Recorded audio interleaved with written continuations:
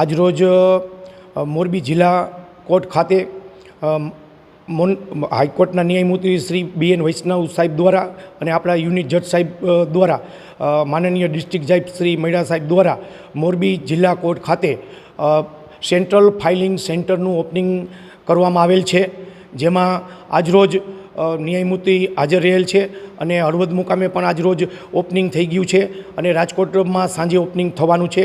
અને માનનીય હાઈકોર્ટ જજ દ્વારા આ મોરબીની પ્રજા માટે, મોરબી જિલ્લા માટે બહુ જ સારી એક સુવિધા પ્રાપ્ત થયેલ છે.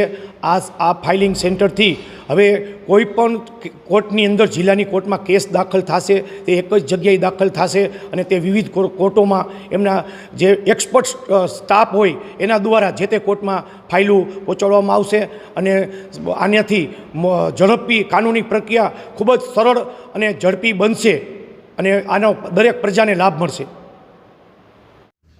નામદાર હાઈકોર્ટના સૂચન અને નિર્દેશ મુજબ આજરોજ નામદાર ન્યાયમૂર્તિ શ્રી BN વૈષ્ણવ સાહેબના હસ્તે આજે આપણે જે CFC સેન્ટરનું ઉદ્ઘાટન કરેલું છે, એનાથી જે લિટિગન્ટ છે એને સીધી વન વિન્ડો સિસ્ટમ જે સરકારશ્રીના નિયમ મુજબ રાખવામાં આવે છે એવી આપણે વન વિન્ડો સિસ્ટમ રાખેલી છે.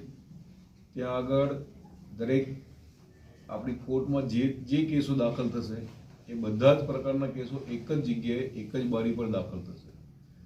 ચીફ કોર્ટમાં, મ્યુનિસિપલ SD કોર્ટમાં કે ડિસ્ટ્રિક્ટ કોર્ટમાં કોઈ પણ પક્ષકારે જે દાખલ કરશે એને ત્યાં જવાનું રહેશે નહીં. વકીલશ્રી હશે એને પણ જવાનું નહીં રહે. પોલીસ એજન્સી છે જે ચાર્જશીટ ફાઇલ કરે છે એને પણ ક્યાંય જવાનું રહેશે નહીં.